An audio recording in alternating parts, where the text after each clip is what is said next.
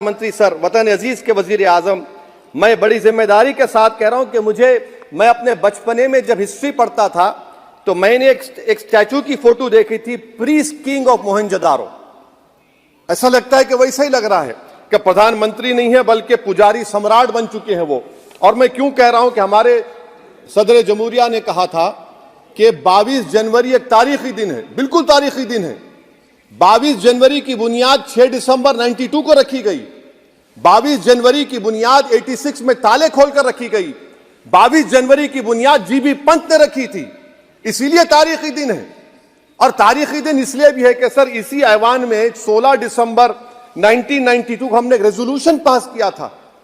आप बताइए कि आज इस मुल्क में चाहे कोई सेकुलर पार्टी का हो या जो भी हो, वाले सब सेकुलर है, बुरा मैं हूं, किसी में हिम्मत नहीं है कि 6 दिसंबर की बात की जाए। और वो तारीखी दिन इसलिए भी है सर, इंसाफ करने वालों में एक एनसीएलटी के चेयरमैन, एक गवर्नर और एक नामजद शुदा रुकने पार्लियामेंट बैठे हुए थे। अब आप बताइए मेरे पास बचा क्या है? बचा यह है कि आर्टिकल 32 बचा है जिसको बाबा साहब अम्बेडकर ने दिया। आज मुल्क के 17 करोड़ मुसलमान भारत के वजीर आजम पर एतमाद भरोसा नहीं करते, बिल्कुल नहीं करते, बता रहा हूं, खुल के कह रहा हूं। अगर आप आर्टिकल 32 का ड्यू प्रोसेस ही खत्म कर देंगे तो फिर मेरे पास क्या बचेगा सर? क्या बचेगा? मैं तो यहां खड़े होकर वो सुप्रीम कोर्ट के मायानाज बेबाक वकील दुष्यंत दवे की तरह तो नहीं कह सकता। मुझे आज भी रूल ऑफ लॉ में भरोसा है, मुझे आज भी कानून पर, संविधान पर भरोसा है, मगर ड्यू प्रोसेस तो फॉलो होना चाहिए। ड्यू प्रोसेस फॉलो नहीं हो रहा। एक तारीखी दिन 22 जनवरी था, एक तारीखी दिन 31 जनवरी था। सर रात के अंधेरे में अपील किए बगैर आप आरे लेकर रास्ता खोल देते हैं। क्या पैगाम दे रहे हैं सर? 600 साल की मेहरौली की मस्जिद को बगैर को नोटिस दिए आपने डिमोलिश कर दिया। मैं जिम्मेदारी के साथ कह रहा हूं कि भारत के प्रधानमंत्री और उनकी सरकार भारत के मुसलमानों से उनकी शनाख्त को छीनना चाहते हैं। ख्वाजा अजमेरी के आस्थाने पर चादर बिछाइए, मगर आप जो चादर मुझसे छीनना चाह रहे हैं मेरी मस्जिद है, आप हर मस्जिद को छीनना चाहते हैं। आप बताइए 17 करोड़ मुसलमानों को क्या पैगाम दे रहे हैं आप कि आप हर मस्जिद को छीन लेंगे मुझसे? फिर मेरा वजूद किस माने रखता है?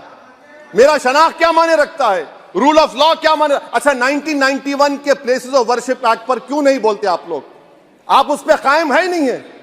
आप 500 साल की बात करते, मैं आपसे कहता हूं भाई 500 साल पे मत जाइए, बौद्ध पे जाइए, जैनिज्म पे जाइए, शैविज्म पे जाइए, कहां रुकेंगे? अरे इस देश को आजादी मिली 47 में, संविधान मिला हमको बाबा साहब अम्बेडकर का, बराबरी का। उससे पहले तो राजा रजवाड़े थे, जमहूरियत नहीं थी, लोकतंत्र नहीं था, मगर आप उसको उस बारे में लेके जाते। अरे 500 साल आगे क्या होगा बताइए?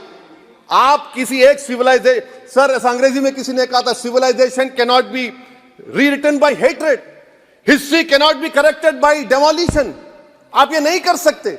और मैं उम्मीद करता हूं कि जब मौर्रिख तारीख लिखेगा, नरेंद्र मोदी इस मुल्क में तारीख लिखना चाहते हैं। क्या तारीख लिखना चाहते हैं? कि मैंने इस देश को, गांधी अंबेडकर के देश को मैंने हिंदू राष्ट्र बना दिया। मैं उम्मीद करता हूं कि हमारे भारत के हमारे हिंदू भाई देश के प्रधानमंत्री की सोच को नाकाम करेंगे। उन पर है